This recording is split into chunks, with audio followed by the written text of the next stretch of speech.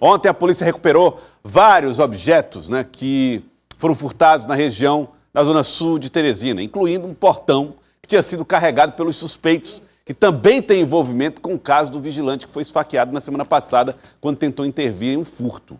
Esse caso aqui, olha, a gente fala muito a respeito desse pessoal que rouba um portão, leva uns fios, quebra um vidro, dessas de paradas para arrancar e fazer, arranca ar-condicionado de prédio público.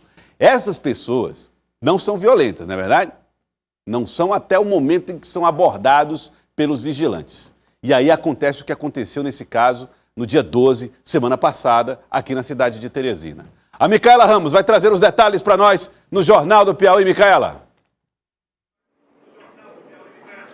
Isso mesmo, viu, Joelson? Inclusive, a gente começa aqui a nossa participação com uma informação em primeira mão. Agora há pouco, a equipe do delegado Danúbio Dias, do Departamento de Homicídios e Proteção à Pessoa, o DHPP, efetuou a prisão do terceiro envolvido no latrocínio do vigilante Benício Nunes de Melo, de 34 anos. A nossa equipe de reportagem flagrou com exclusividade imagens da chegada do Luan. Este homem que aparece nas imagens, segundo as investigações do DHPP, foi aquele quem desferiu os golpes de facadas na vítima que acabaram ocasionando a morte da vítima. Então a gente pode dizer que pouco mais de uma semana e um dia após o crime, todos os três envolvidos no latrocínio do vigilante Benício Nunes estão atrás das grades. Quem também efetuou a prisão do segundo envolvido foi a equipe da 4ª Delegacia Seccional. E sobre esta prisão, nós vamos conversar com o delegado Marcelo Leal, ele que é o diretor de Polícia Metropolitana. Delegado, muito boa tarde, obrigada por receber nossa equipe. Como foi que se deu a prisão deste, que foi o segundo acusado preso, o Leandro Rodrigues? Bom dia. Bom dia, Micaela, bom dia, Joelson, quem nos assiste. Bem, houve alguns furtos ali na região de Morada Nova, Parque Piauí, e furto a residências que estavam fechadas. Então, pessoas viajavam, para tratar de alguma situação pessoal e as casas eram invadidas, e eram feitas verdadeiras mudanças nas residências. Então, nós tivemos alguns casos e ontem tivemos mais um caso. Então, a equipe da 4ª Seccional, sob o comando do delegado Leonardo, saiu às ruas, conseguiu captar algumas imagens e, com algumas informações, chegaram a esses 3 indivíduos que foram presos ontem, de posse de vários objetos furtados das residências. Então, logramos fazer essa prisão em flagrante, pelo furto. E, para nossa surpresa também, um dos indivíduos já tinha um mandado de prisão em aberto por latrocínio, um roubo seguido de morte que aconteceu semana passada, como você disse, sob responsabilidade do delegado Danúbio Dias, lá do DHPP. Então, foi dado cumprimento a esse segundo mandado de prisão, e, como você disse também, hoje já foi cumprido o terceiro mandado de prisão. Então, todos os 3 indivíduos já presos por conta desse latrocínio. E também os outros 2 indivíduos presos por conta dos furtos que estavam ocorrendo ali naquela região.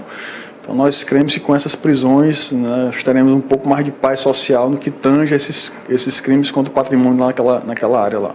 Sem dúvidas, delegado. A gente sabe que o criminoso, que ele tem um perfil de estar furtando, ele furta reiteradas vezes. Então, a gente pode responsabilizá-los por vários furtos ali naquela região, não é mesmo? Sim, já tem alguns procedimentos abertos, nesse sentido. Pessoas que foram vitimadas por esse pessoal. E a gente orienta também aos donos das casas para reforçar a vigilância eletrônica também, inclusive. Em um dos casos, a vítima viajou em meados de dezembro, estava tendo ali um acesso às câmeras de casa até o comecinho do ano, até o primeiro dia de janeiro, aliás, até o último dia de dezembro, e não mais teve acesso. E, assim, houve, infelizmente, um lapso temporal muito grande, até um parente verificar o que estava acontecendo na casa. Então, para surpresa dela, quando o parente chegou na casa, já havia ali sido feita uma verdadeira mudança dessa pessoa. Mas, graças a Deus, ontem nós conseguimos essa prisão, lá por meio da 4ª Delegacia, e creio que nós teremos um tempo de paz naquela região. É o que todos esperamos. Muito obrigada, delegado Marcelo Leal, pela participação aqui no Jornal do Piauí. Então tá aí, viu, Joelson?